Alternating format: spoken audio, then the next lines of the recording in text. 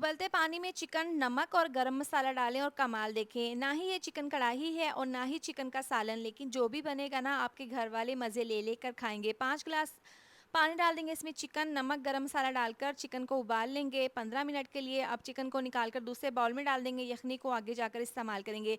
अब चिकन में नमक, पिसी हुई लाल मिर्च, हल्दी पाउडर, धनिया पाउडर, गरम मसाला, लहसुन अदरक का पेस्ट, लेमन जूस, कॉर्नफ्लोर डालकर जर्दा कलर डालकर इसको मैरिनेट करके रख देंगे। पैन में ऑयल को गर्म करने के बाद इस तरह से ये पीसेस डालकर इनको फ्राई कर लेंगे। गोल्डन क्रिस्पी कलर आने के बाद निकाल लेंगे।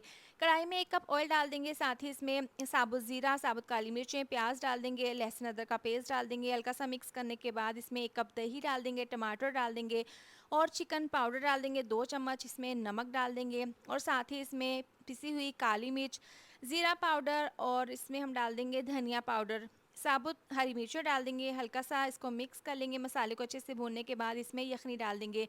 5 ग्लास यखनी के हैं, ये डालने के बाद इसमें चावल डाल देंगे। 1 किलो चावल है, अच्छे से मिक्स कर लेंगे। यखनी के हिसाब से 1 चम्मच नमक डाल देंगे, इसको अच्छे से पका लेंगे। जैसे ही यखनी ख़त्म होगी, फ्राई किया हुआ चिकन, उबले हुए अंडे और इसके ऊपर ऑयल डाल देंगे, बारीक कटा हुआ धनिया डालकर इसको 15 मिनट के लिए दम पर रख देंगे। 15 मिनट के बाद ढक्कन खोलकर चेक कर लेते हैं। बहुत ही खिले खिले चावल और साथ में फ्राई चिकन, बहुत ही टेस्टी मज़ेदार रेसिपी तैयार है।